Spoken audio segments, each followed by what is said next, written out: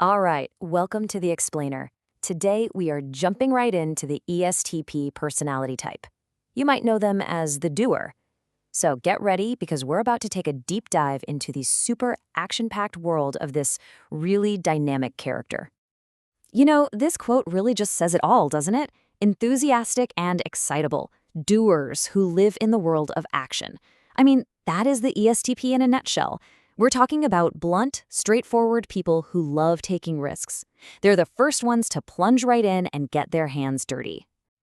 Okay, so let's really get into this. What does it actually mean to be the doer? What makes these people tick? So ESTPs, they are just wired for the outside world. They live completely in the here and now. They'll look at the facts of a situation, figure out what to do, and then they're on to the next thing, just like that. There's really no time for sitting around and overthinking things or having some abstract debate. For them, it is all about what is happening right here, right now. And this right here, this is the engine that drives them. Their primary mode is something called extroverted sensing. Basically, it means they take in all their information through their five senses in a really literal, concrete way. And that is the key to understanding why they are so in the moment, so action-oriented. All right, so if they're the action hero, what's in their toolkit? What are the superpowers that come with being an ESTP? Let's take a look. Okay, now this is where their superpower really shines. They have this just uncanny ability to read people. They can perceive attitudes and motivations just from the smallest little cues. We're talking a tiny flicker of an eye, a small shift in someone's tone of voice, and they've got you figured out. It's what lets them stay a couple steps ahead in pretty much any interaction. And here's a great look at that whole dynamic toolkit. I mean, look at this list. They're action-oriented, super energetic, incredibly resourceful, and adaptable. They have excellent people skills, which is no surprise, right? They're also amazing in a crisis. When everyone else is panicking, they're the ones who are clear-headed. And yeah, they are almost always fun to be around. Witty, clever, popular, they're often the life of the party. But you know how it goes. With every great strength, there's usually a flip side, right? A potential blind spot. So let's explore some of the challenges that can come with being the doer. So what is the flip side of always living in the moment?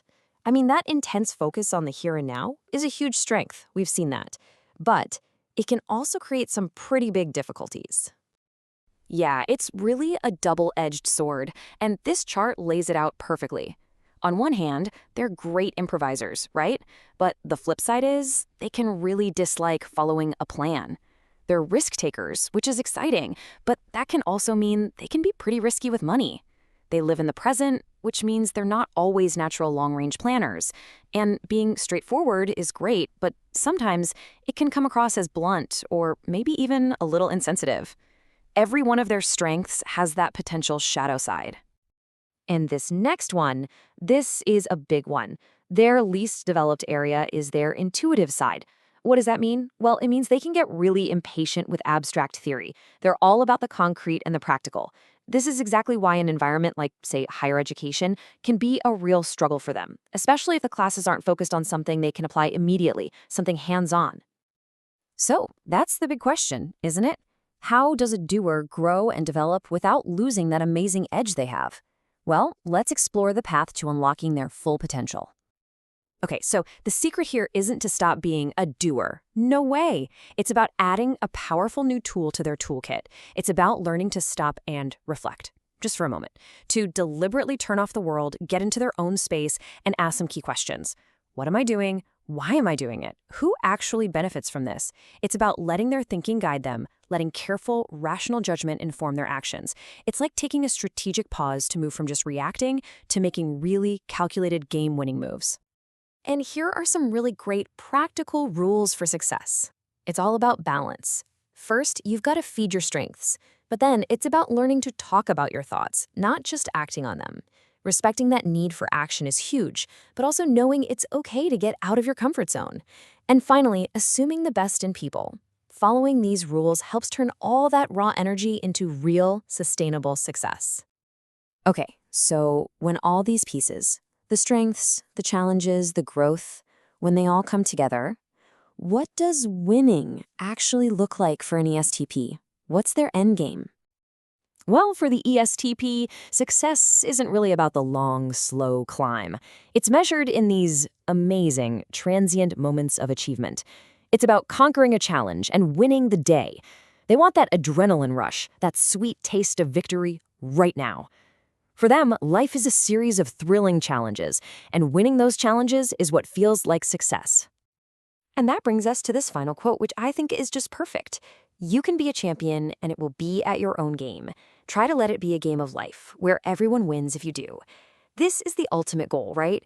To channel that incredible competitive drive into something bigger. When an ESTP finds a game, a challenge, where their victory is also a victory for everyone else, that's when they really become a true champion. So, in the end, it all comes down to this. For the ESTP, life is a game. The real question is, what game is truly worth winning? It's not just about the win, it's about choosing the right game, one that channels all that incredible energy into something that actually matters. And that's a powerful question for all of us, not just ESTPs. What's your game? And is it worth winning?